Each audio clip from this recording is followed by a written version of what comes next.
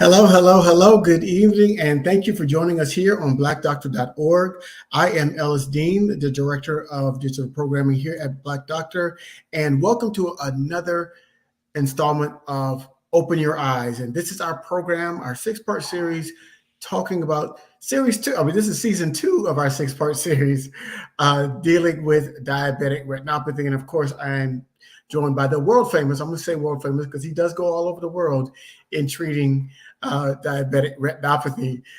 So we're going to be talking about the series, and tonight we're going to be talking about the blindness and other problems that can come from complications if you're not treating or really taking care of your diabetes and your diabetic retinopathy. So a couple of things I need for you to do for me this evening. Number one is let us know where you're watching from. I see Frida has already jumped in there. Richmond, California in the house. And then we're from Master P is from, I think Master P was from Richmond, California, but I digress.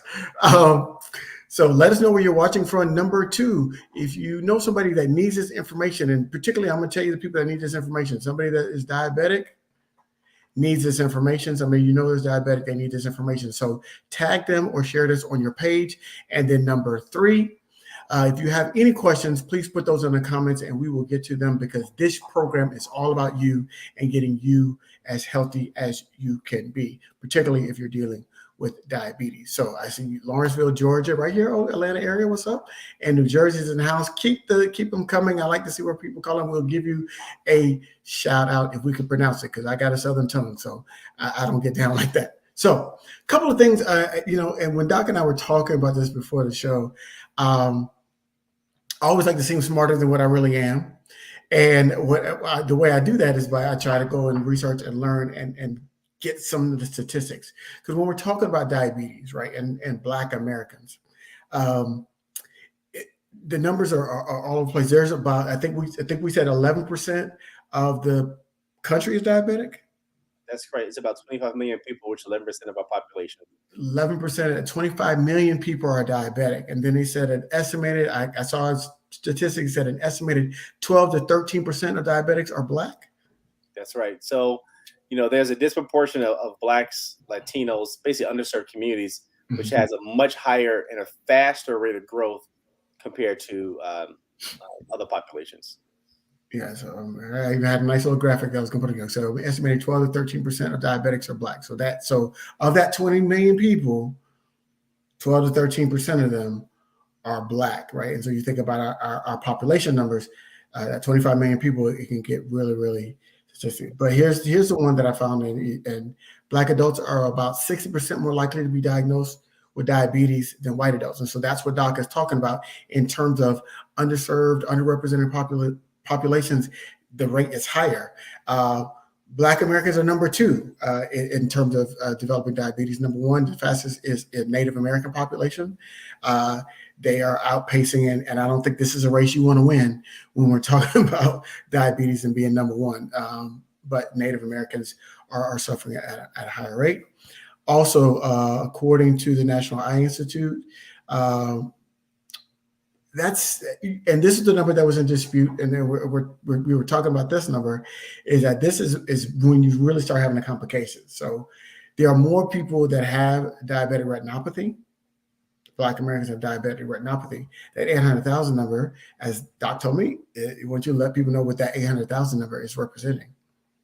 Well, that's actually a true number for Blacks, but there's also 800,000 people worldwide that have diabetic macular edema. So if you think about that as a scope, you get just as many people of color, of Black descent, that are having some of the same complications that we have, that we see from a worldwide number. So the 800,000 is actually two different numbers looking at two different things. So when you look at diabetes in general, 25 million people have diabetes.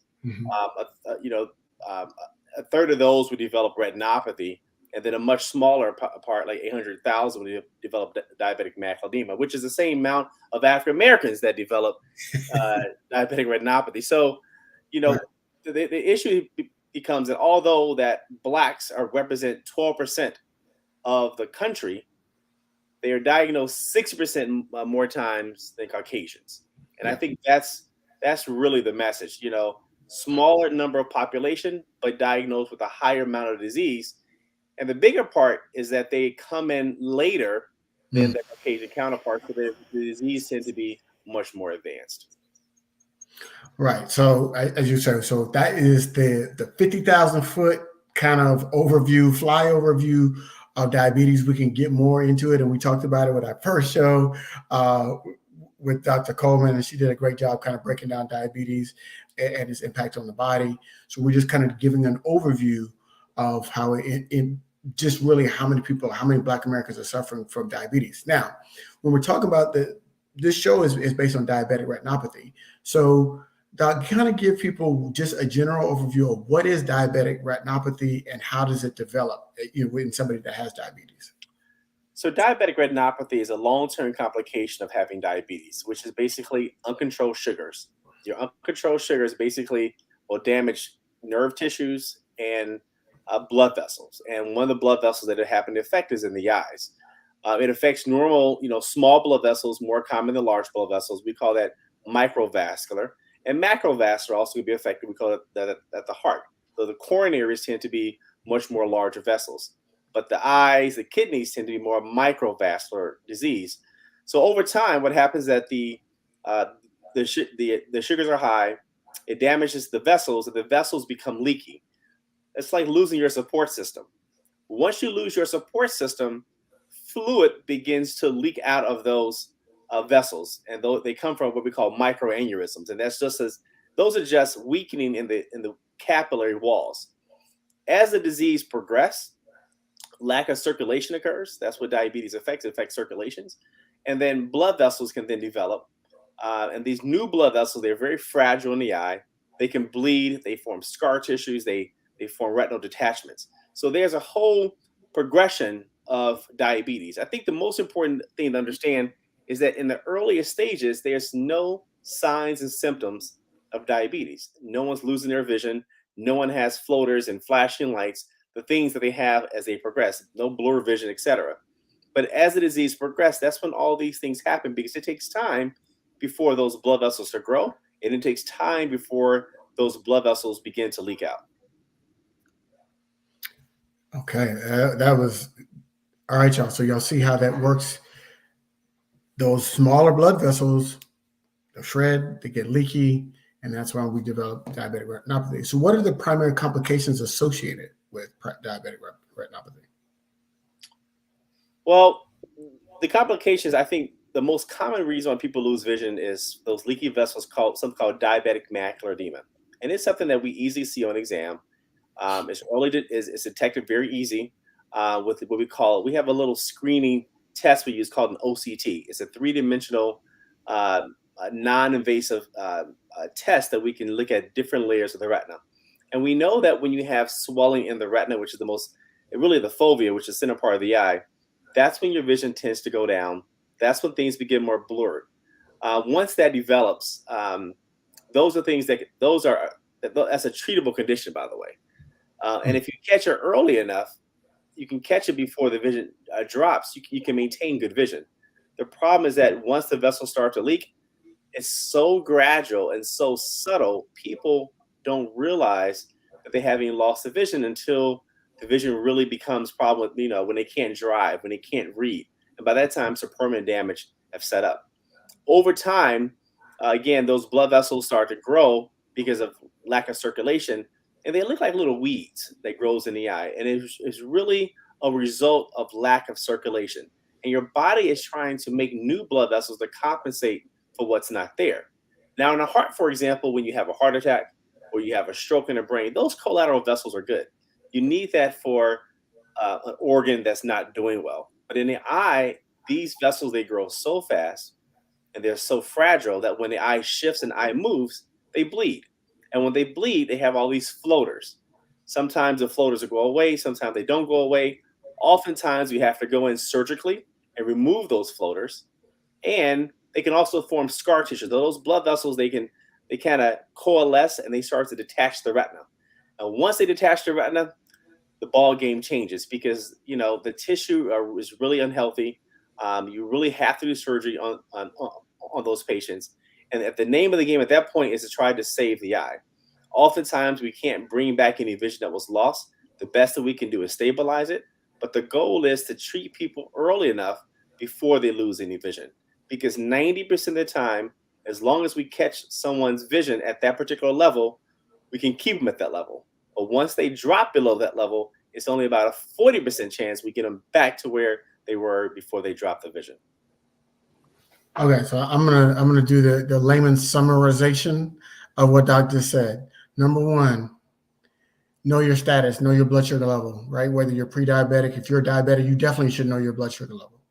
Number two, you should be getting your eyes checked, right? We're going to talk about that as well. You should be getting, if you have diabetes, if you see that your blood sugar level is pre-diabetic, you probably need to go. You should, if you're an adult over the age of 40, you should be getting an eye exam every year, and that's a fully dilated eye exam, not the that is different than when you go to the optometrist for your glasses fitting. That's a whole different thing. But we're talking about going to see an ophthalmologist and getting a full dilated eye exam. You should be getting that anyway. So that's number two.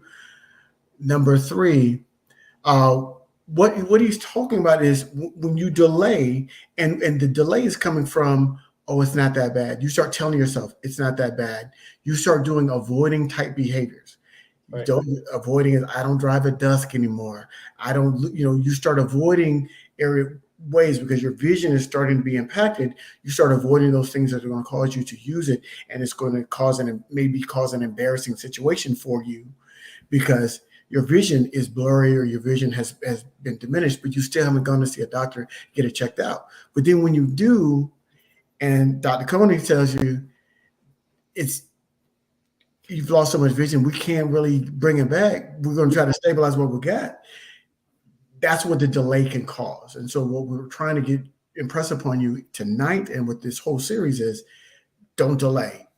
If you know you have diabetes, you should be getting checked every year. Every year. Because how many people that have diabetes develop some sort of diabetic retinopathy? About a third. About a third. And Ellis, this is why your program is so good, because I think as a country, they've done the best they can. Physicians should be telling you that once you're diagnosed with diabetes, you should get an eye exam. But oftentimes it doesn't resonate. Doctors get so busy. You got so many problems going on. You got kidney problems going on. You got heart problems going on. You got reflux. There's so many issues. Eyes tend to not be as important. We need to make sure that eyes are a priority. And it's programs like this that is moving that discussion further up the line. Hey, right. I saw this program. Two crazy guys talking about diabetes, and all I remember is go get my eyes checked. And I think that's the most important thing, because the most important thing, again, I'll keep saying it throughout the show, the earlier we make the diagnosis, the better the visual outcome. And as far as I'm concerned, there is no reason, absolutely no reason today with today's medicine why anyone should lose any vision if they are diagnosed early and treated appropriately. Absolutely. And so shout out, look, you are worldwide. We got somebody watching from Trinidad. So shout out to Oma Joseph watching all the way from the great island of Trinidad. You're a true Trini. There we go. But seriously, I also want to give a shout out to Gwendolyn, because she puts a comment. I've had type 2 diabetes all her life. And she wore eyeglasses since her childhood. I've also had to constantly wear glasses, even at a very young age, which still continues. I watch my diet, and it is generally under control. That is what we're trying to get. That is the goal right there, Gwen. So we don't know how or why you developed diabetes, type 2 diabetes, but you have it and you've got to control it. And that's the best thing you can do, is control it. So therefore you can maintain your vision, your eye health. So you don't become one of those third of people that develop retinopathy, because once you develop retinopathy, that can lead to other complications, and that's what we're here to talk about tonight. And Alice, I think you hit a key point. We don't know why you develop it. Not everyone develops diabetes because they take bad care of themselves. Right. They're overweight. They're smokers. They're just obese. Obviously those put you at higher risk, but there are people that are relatively good health. Deion Sanders, for example. Deion Sanders is a world-class athlete. And he has diabetes and had amputations. That's a complication from diabetes. Yeah. You can be genetically predisposed. And unfortunately, Blacks, we are predisposed for a lot of things. And diabetes and high blood pressure is one of them. And those, as well as cholesterol, I call that the trifactor. Those three together, even if you're healthy, can have long-term problems. But the most important thing is that all three of those things are controllable. You know, dietitians I think, are extremely important. Exercise is extremely important. Taking your medication properly, keeping your follow-ups. I think those are critically important. Now, obviously, there are some people that just do bad things to their body. I have patients who are chain smokers who smoke 3 to 4 times a day.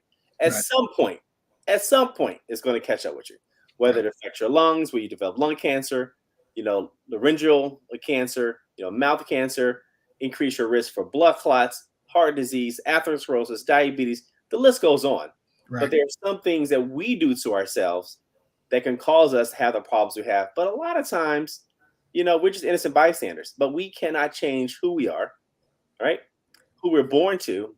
We Right. can't change where we live in, which comes the social part of how we can be predisposed to diabetes. The foods we eat, Right. the food deserts, Yep. and those sort of things. But once you know you have diabetes, I think that's the most important thing, is just try to just do the best you can to take care of yourself, just the way Gwendolyn says that she does with herself. Yeah, yeah. I'm going to keep giving Gwendolyn a shout out, because that is fantastic. I will add one thing, if I can, Dr. Coney, to that, is those trifactors that he was talking about. They're also very low on symptoms. That they call high blood pressure a silent killer. That's right. Okay, you don't know you have high cholesterol if you're not getting it checked. You won't know you have high cholesterol till you have a blockage. Right? You're not going to have a rash. It's just going to happen. And then it's very, very similar with diabetic retinopathy. And Dr. Coney is the expert on this. When that vision starts to go, it's been there for a minute.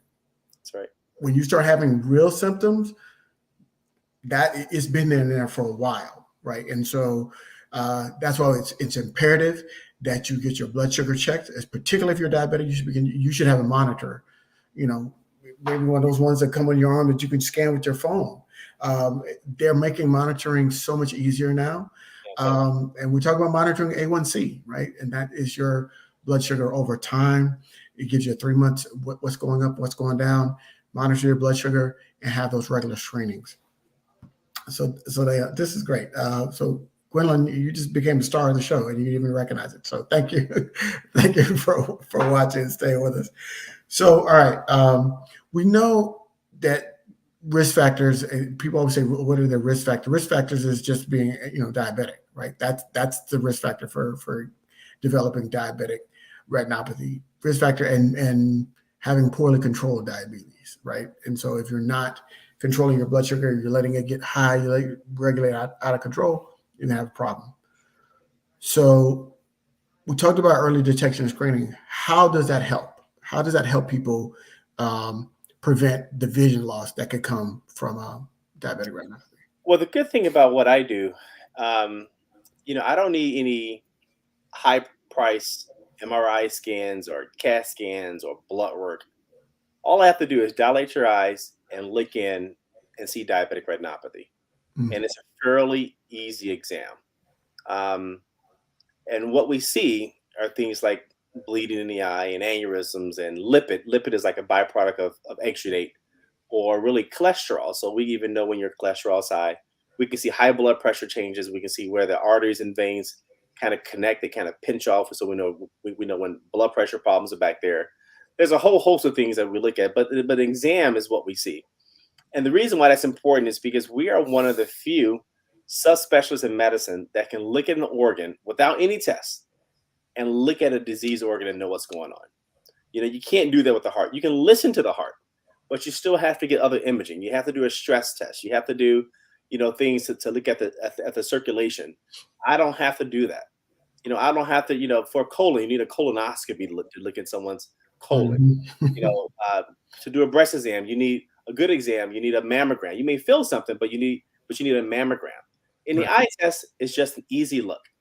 And when we look in, it basically tells a story. We know from history that depending on the level of retinopathy, we know how fast typically someone can progress.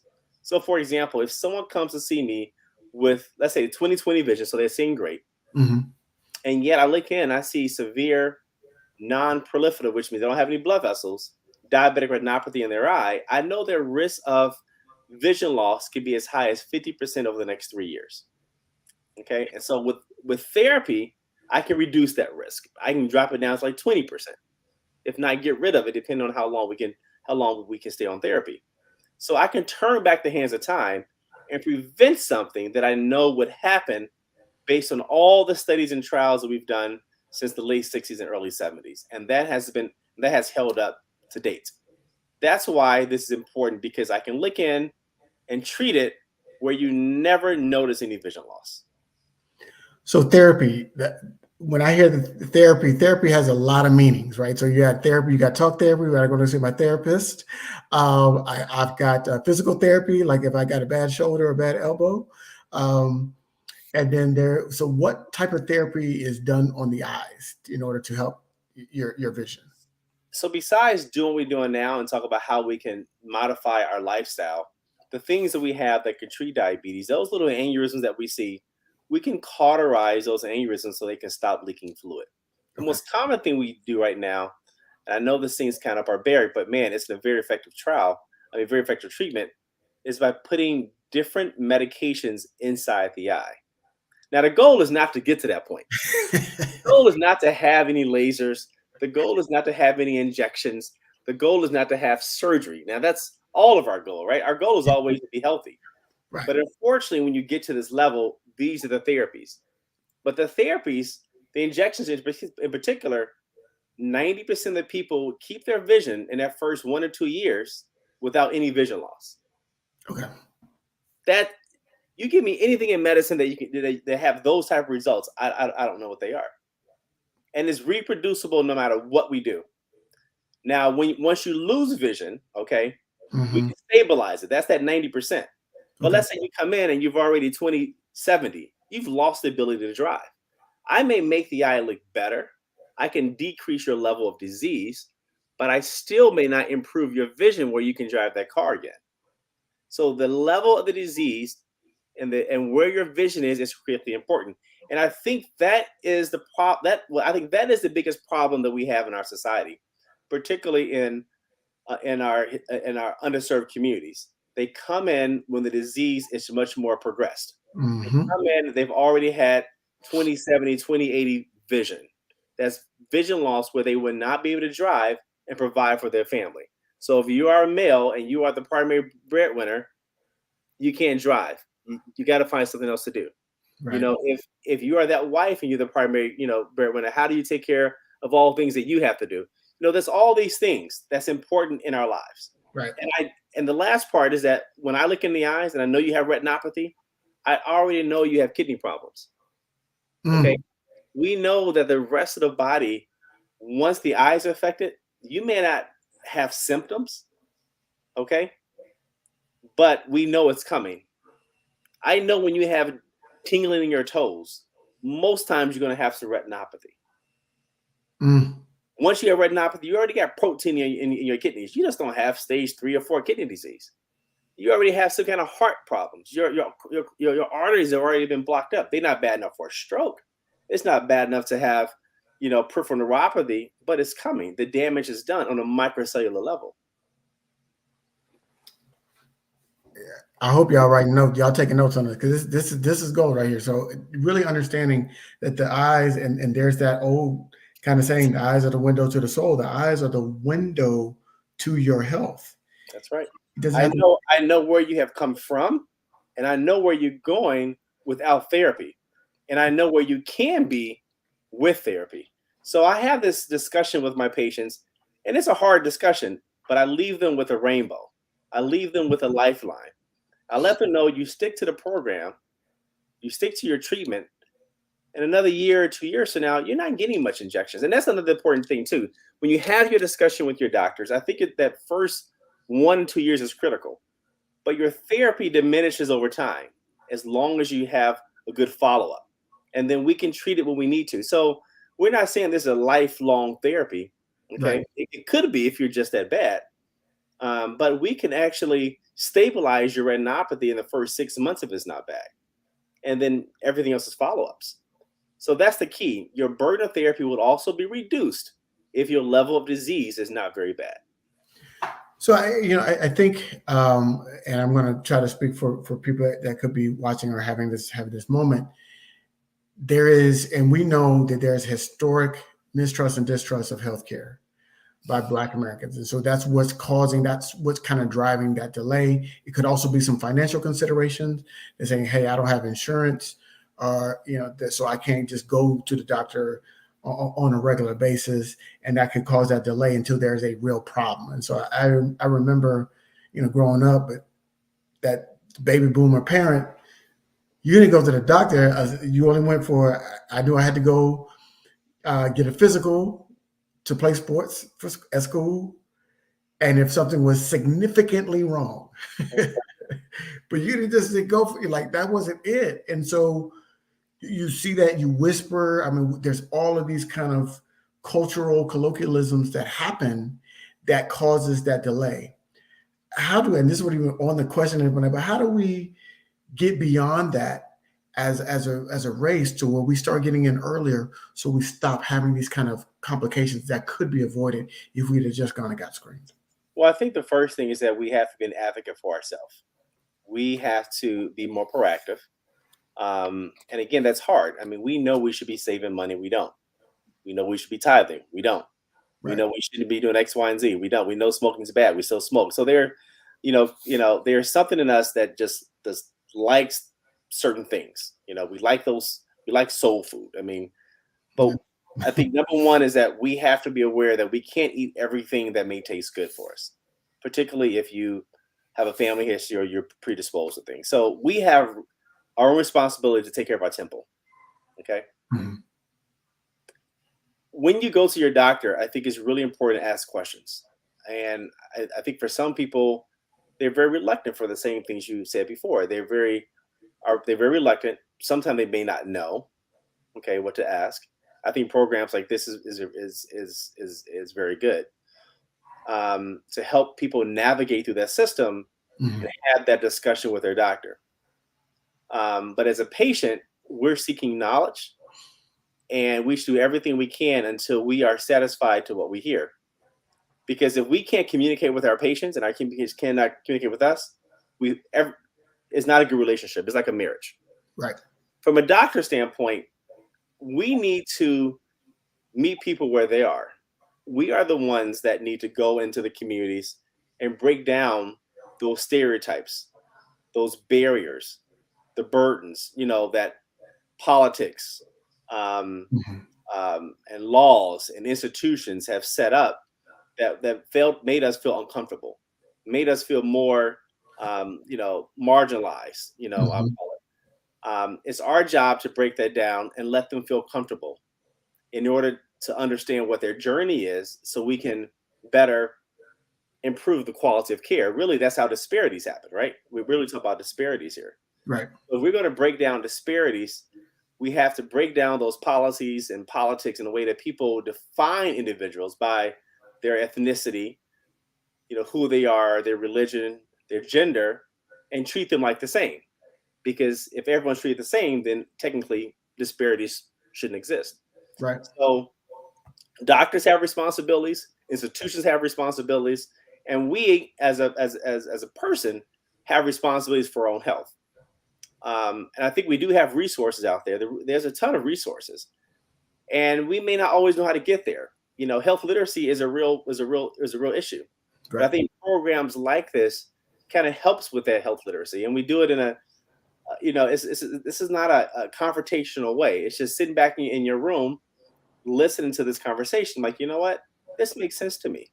I need to ask these questions. What is my A1C? Well, he didn't tell me last time. I need to write this down. What is my blood pressure?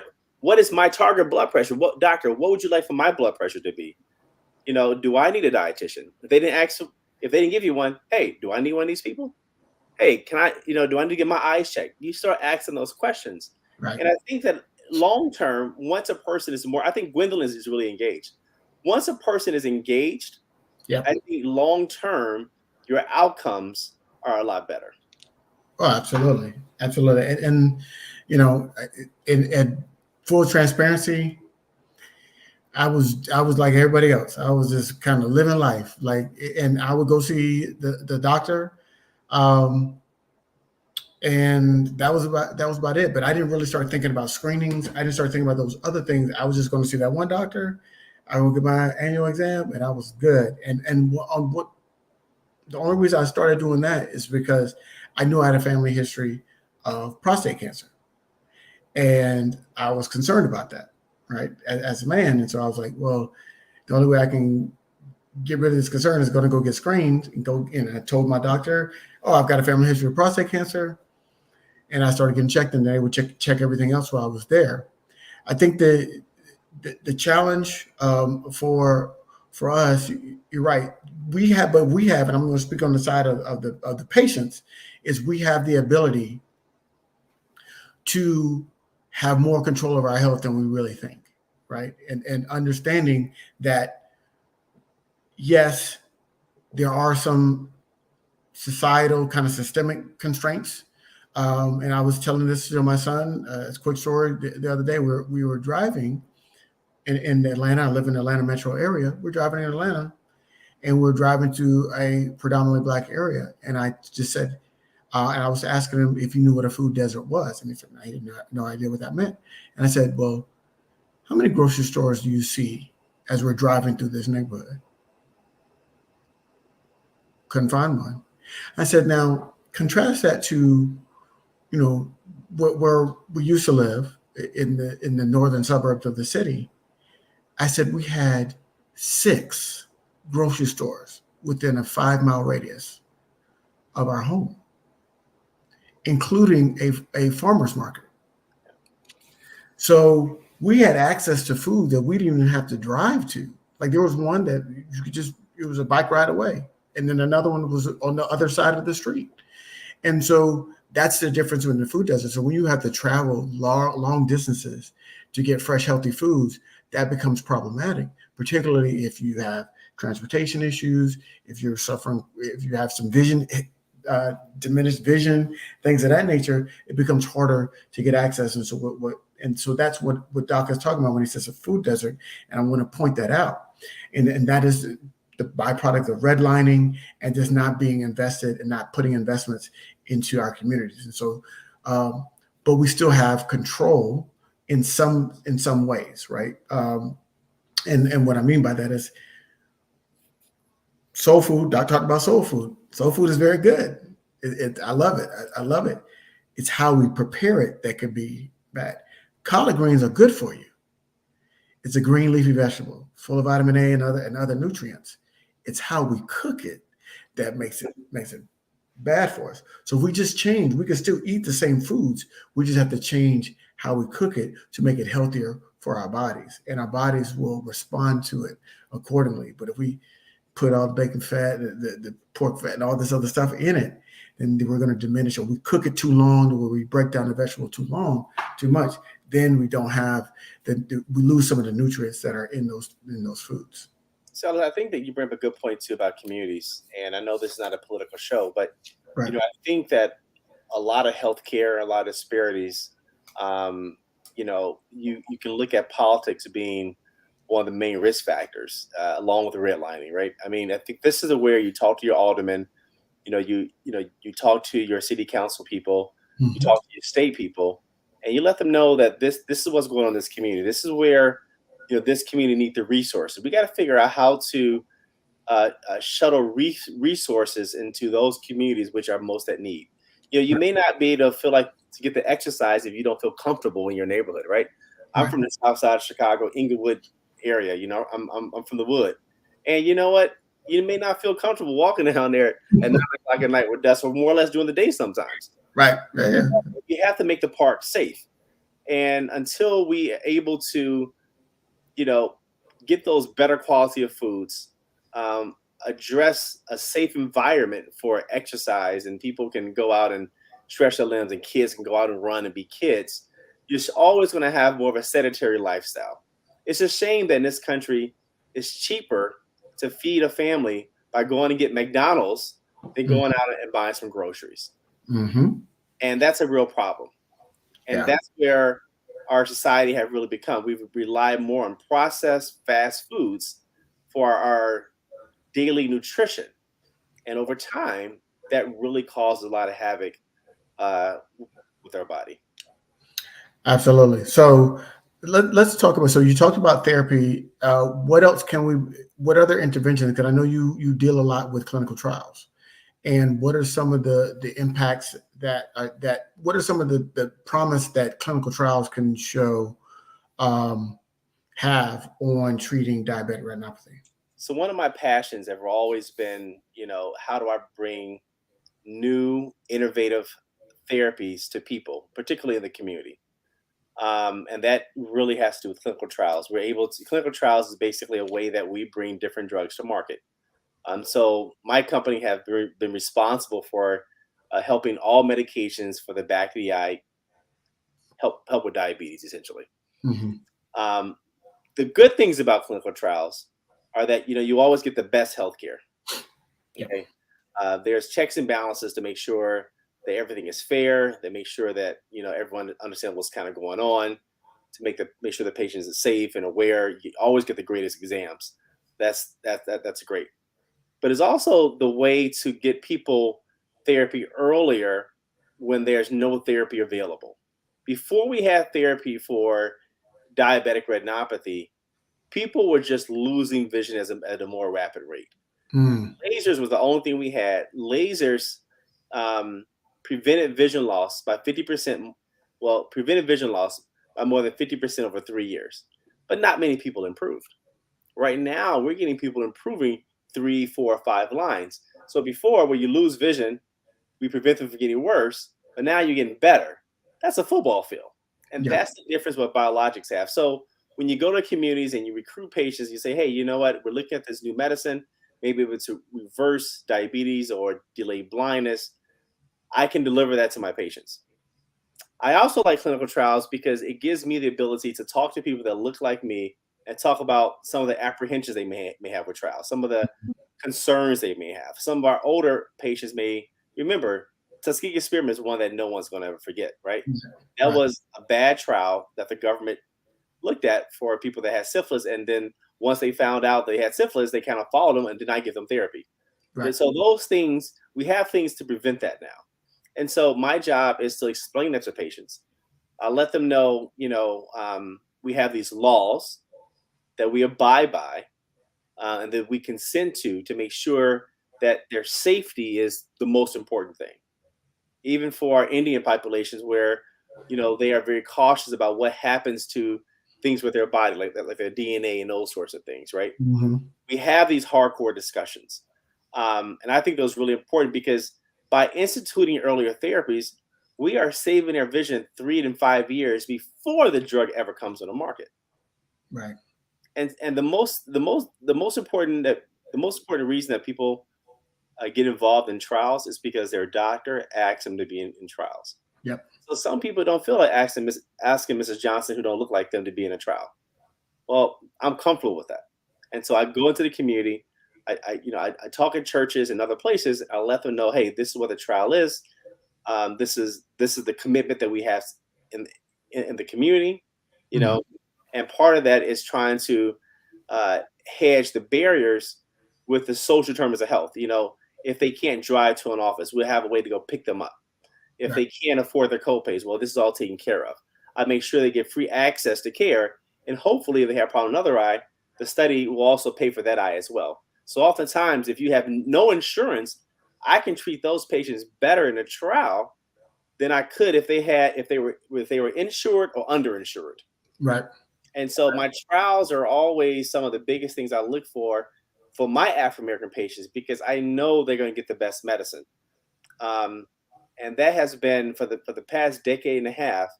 It has really been a staple here in Cleveland. I know Hmm. everyone doesn't have a Cleveland in their backyard, but you can have that discussion with your doctor. Say, hey, you know what? I know I have this disease. You talked about different injections and lasers, but is there a trial that I can be involved in? If you go to the NIH, they have to list all the trials that are going on, so you can do your own research as well. But you can also talk to your doctor and have that question with them. They may not ask you if you want to be involved in a trial, but you can ask them, is there a trial available for the condition that I have? And is there someone that I can have that conversation with? And so that's another way I think this program can help you become more of an advocate for yourself. But absolutely, I could not have said it better. And now there's three places you can go find out about trials. There's NIH, which is clinicaltrials.gov, which is the site, and it has all of the trials that are available to you. And then you can also you can ask your doctor if there's ongoing trials. And then you can go to blackdoctor.org. We have a clinical trials resource center there on our website. Just click on the resource center tab, clinical trials, and we have a listing of trials that are specific, and our trials are specifically ones that are actively recruiting people of color, and that'll be important for you all. So you can go there as well. We've got another Gwendolyn. This is Carolyn, and she put a lot here. So it looks like she got caught up. She says, "I'm watching from Nashville, Tennessee. Great information. I'm a type 2 diabetic. Blood sugar has been high, and I've worked to get it under control. A1C has gone from 8.6 to about 6.6, which is good because you're below 7. Nice job. I am still working to get it lower. My doctor has me on metformin, which is something they typically give Black folks at the beginning, metformin. But since I've been controlling my blood sugar, I've not been taking it. You need to discuss that. If you're going to stop taking your medication, have that conversation with your doctor. But I love the initiative. I'm not sure if that's a bad thing. My vision, especially my right eye, is blurry and it tears a lot. My optometrist says that I am a glaucoma suspect. So you've been going to see an optometrist. That's good. So you've got some good things going on there. Carolyn, great job of lowering A1C. That is fantastic. Get that down, even on metformin, because there's some really good medications out there that really help you lose weight as well as control your A1C. Great job. It sounds like you're putting in the work, and you're going to go get your vision checked, maybe because the eye is blurry. So I know you're not a glaucoma specialist, but glaucoma is something that hits Black folks in a big way. So oftentimes these all run together. My patients all have bad diabetes and glaucoma. So, diabetes affect more of the center of the eye, and glaucoma affects the peripheral division. So we have people with advanced disease who can't see in the peripheral or central. So we see them both. As you have to be aware that diabetes is a risk factor for glaucoma. Okay. Because, circulation has to deal with how fast the optic nerve can progress as well. So it is a risk factor. High blood pressure is a risk factor for worsening glaucoma. By far, the most common risk factor for glaucoma is being Black and then having a family history of having glaucoma. And then if someone's gone blind in your family, your risk factor goes significantly higher. When it comes to being a glaucoma suspect, that just means she's watching you. It doesn't mean that you have glaucoma.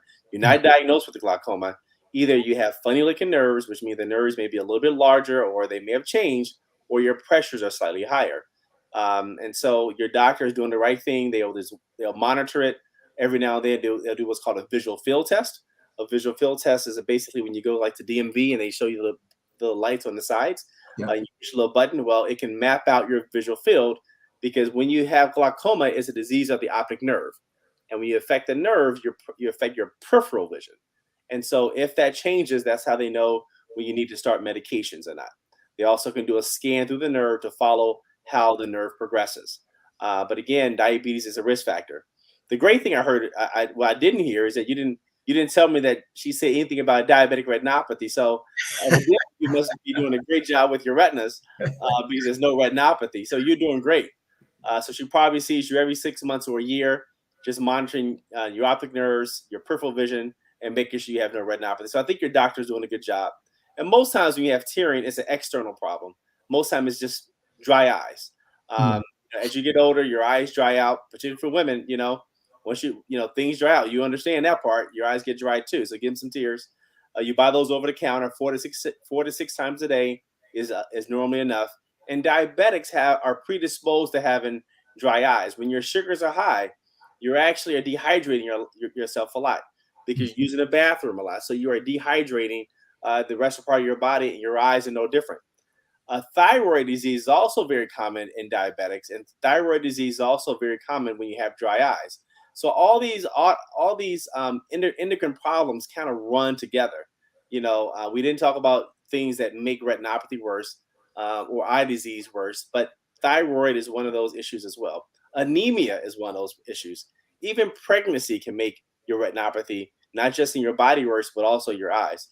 So a lot of these medical problems, we're talking in general sense, but just about everything in your body, some kind of way, affects your immune system, because your immune system is tied to your diabetes. It's a chronic problem. You Hmm. can't just cut the switch off and things get better. That's the reason why diabetes become a chronic problem, because it's there all the time, and it changes as your length of having diabetes change. Absolutely. But Caroline, I would say keep up the good work. Keep that blood sugar down. I noticed you mentioned optometrists. If you have not gone to have a dilated eye exam, I would recommend doing that as well if your optometrist is not doing that.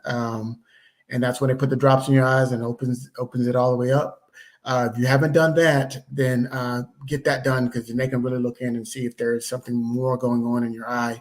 As Dr. Coney explained earlier, he can see retinopathy just by looking at it. He didn't have to do any tests and didn't have to do anything, just get that dilation, and he can look in there and see if there's retinopathy. He can also tell you if there's anything else going on, whether it's like kidney disease or cholesterol, higher cholesterol. There's a lot of things that can be viewed just by looking through the eyes. And so if you haven't done that, but again, I want to encourage you, keep up the great work. It's great getting that A1C down. That's just 2 full points right there, 8.6 and 6.6.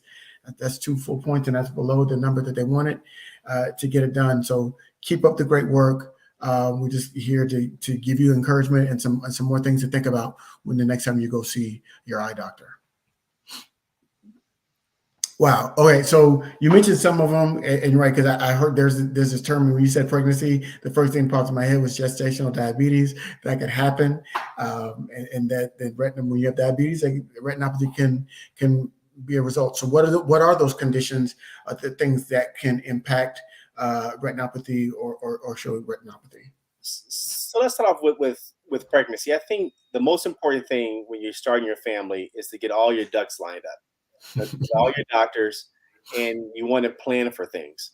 If you are known diabetic and you know that you have retinopathy, I think it's important for you to have an eye exam during the first trimester.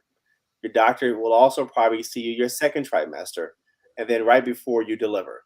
And those are how we can monitor the progression. If your doctor sees certain things along the way, he or she may follow you closer and may start different therapies, like lasers, for example, to make sure your retinopathy don't get worse. Because by the time you get to your third trimester, the hormones are out of whack, right? So when those hormones start to increase, those blood vessels like to increase as well. Because as the placenta needs more oxygenation, as your child need more oxygenation, your eyes also needs more oxygenation. And so things tend to progress toward that third trimester. So we want to make sure that the baby and mom is healthy. You want to make sure all your fetal maternal stuff is done, because babies tend to be a little bit larger. Mothers tend to be a little more higher risk. So everyone needs to be on the same page, and everyone's talking to one another. And if you have problems during diabetes, your retina specialist, that's when you definitely would see a high risk person like me. They'll talk to your doctor to see if you need a biologic in your eye, to figure out if it's safe. So these are all the things that we have to do to make sure that mama and baby is safe during these difficult times.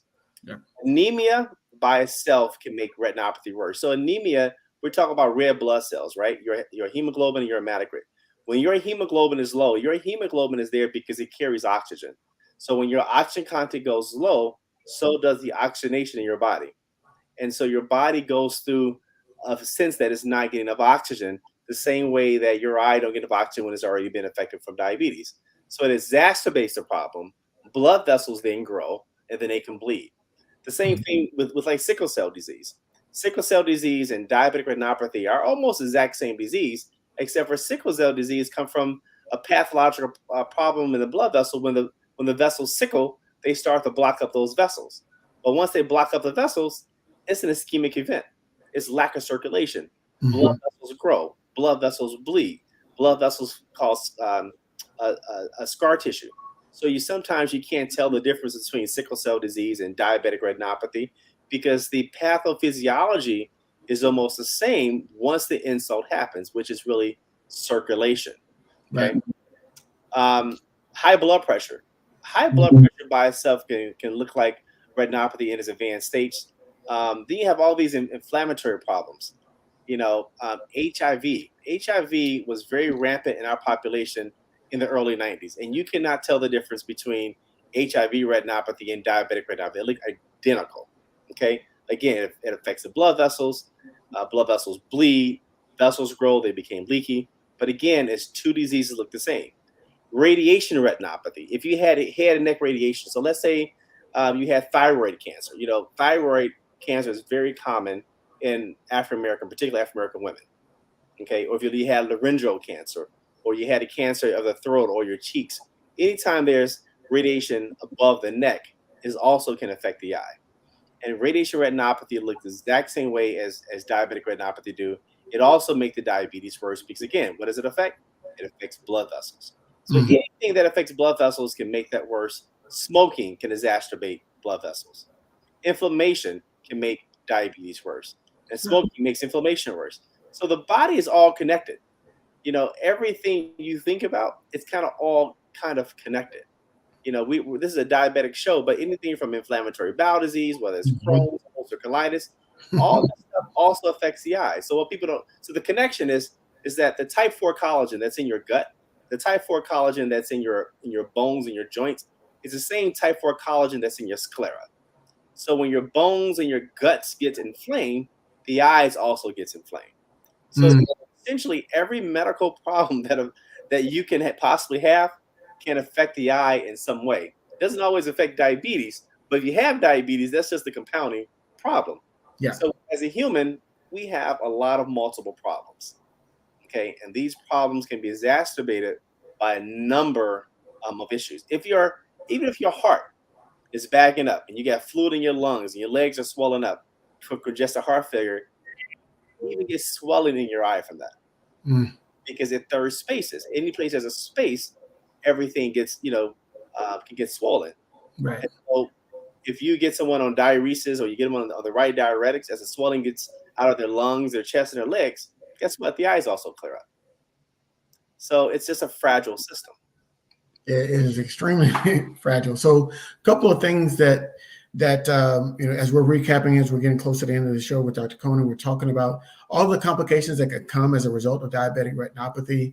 So what we talked about was the prevalence of diabetes in our community. We talked about what is diabetic retinopathy, and even make that distinction between retinopathy and macular edema. Right, so we're talking about that as well. Then we kind of move around. We talked about clinical trials and the role that they can play in overcoming diabetic retinopathy. We talked about therapies associated with diabetic retinopathy and how they can now not only just stabilize your vision, but it can actually improve if you get it caught early enough. We talked about the importance of screenings when you have diabetes. The recommended is an annual screening with diabetes, and if you start developing retinopathy, you and your doctor might have to, up that. That's right. We talked about the importance of the community, right? Getting those checked as early as possible. Do not wait until you start experiencing symptoms. Experiencing symptoms is the progression has gotten to the point where it is a silent. It happens very slowly, very silently. You won't notice anything. That's why you have to get those screenings even before you start having symptoms. Symptoms is when your vision loss may be to the point where they can't get it back to its original state. They can only stabilize it at the point it is. And you don't know. And we even talk about the impact that vision loss can have on your life. It can impact your ability to work. It can impact your ability to drive. It can impact your ability to function. It can impact your community around you, because now somebody may help you, move around, get around. You may have to learn how to read. It can get really, really problematic if there's significant vision loss as a result of diabetic retinopathy. But the beautiful thing is you have the ability to control all of it, right? You have one, know your status, know your blood sugar levels, right? So we've had two good examples tonight, Carolyn and Gwendolyn. They are rock stars for tonight. They talked about how they're controlling their blood sugar, and that is going to have a great impact on your potential of developing complications as a result of diabetic retinopathy. Number two, we're going to beat this drum all the time. Dietary changes, right? Lifestyle changes. How do we do that? Well, I gave one example of how we can take something that we typically eat, like collard greens, cooking them differently can make them healthier for your body, and your body will be like, oh, that's great. So we understand that there are some challenges, particularly in certain communities, to eating healthy, but we can make some changes, drinking water instead of the sodas or whatever that I used to drink, those little red juices, that you got from the corner store. I know what you're talking about, right? So I had them in my life, but drinking a water instead of that can go a long way in terms of high blood pressure and your diabetes. So, and then exercise. And if you're uncomfortable, Doc, he's from Southside Chicago. He knows what it is. So what we're talking about is you could do something in your home. Fitness band is about $10, right? You can do jumping jacks. That's $0. But some sort of movement, I think the recommended amount is 150 minutes per week of elevated heart rate. So you can, if you've got stairs, if you live in an apartment, you can go up and down the stairs in your apartment complex. You can walk around your living room. You can vacuum. You can dance. There's ways to get that heart rate elevated, to get your requirement, to get that movement requirement. And so one of the things that we say, and I'm going to throw it to you, Doc, is there's an acronym, EMTS, EAT. That's eating healthier. Movement, exercises, not just exercise where you go to a gym, movement. Think, you got to reduce your stress levels, right? Mental health plays a real big part of how our body works and how we're functioning. So that mental health, and then sleep. Sleep is very important. So getting the proper amount of rest will help your body flush out those toxins, reset, reach homeostasis so you can recharge for the next day. All of those 4 things will go a long way towards your health. Doc, you got the final word. I'm gonna add one more, because I think you did a phenomenal job in summarizing. I couldn't do a better job. I'm very proud of you, man. You can get this talk. It's great. In this time, and I see this a lot, particularly with some of the younger people, depression. Mm-hmm. Depression, anxiety, mental health is a serious condition. It's a real condition, and I see so many people let themselves, just get worse. Mm-hmm. I see that the diabetes get worse, the retinopathy get worse, the DME gets worse. They don't go see the doctor. They don't keep their appointments. They stop taking their medications. We don't talk about depression and diabetic retinopathy enough, but I think that diabetes and depression should be directly linked, and it should be an independent risk factor for worsening a retinopathy. And it's really hard to get people motivated. It's really hard to keep them engaged. It's hard to help them by equity and just in their own health. It should know what their value is and have them to come back for their treatments. And I think the biggest thing when it comes to retinopathy, the hardest thing, the biggest barrier is your commitment to your therapy, because early on you will have to come in every 4, 6, 8 weeks to be evaluated by your doctor to look at your progression. And I think that's the hardest part with our patients. And then so having that buy-in is already tough, but when you have mental illness, that buy-in becomes that much more difficult. And obviously, it's much of a higher in our population. Absolutely, and I'll let that linger. We can talk about it. I can get on my soapbox of mental illness all day long. But this has been fantastic, Dr. Coney. You saw the summary. I try to give you as much of a summary as what we talked about tonight as possible. We'll try to give you some tips. We're going to be back next month, continuing our series here. Shout out to Mary at the office. We're going to give her a shout out for watching. Thank you for joining us, Mary, here. Shout out, my mom was watching, so I had to be on my best behavior. I saw my mom in there. And shout out to our 2 rock stars tonight. That's Carolyn and Gwendolyn. Keep up the great work with keeping your blood sugar down. Keep those ophthalmologist appointments. Get those eyes dilated. And everybody else, if you're not already doing it, know your blood sugar, where you are in your blood sugar, A1C or your blood sugar account, and make those dietary changes. Make those changes, right? Drink more water, eat more fresh fruits and vegetables, get rid of the fatty meats. Man, this is a great show. The hour goes by so fast. We'll see y'all next time. Thank you very much.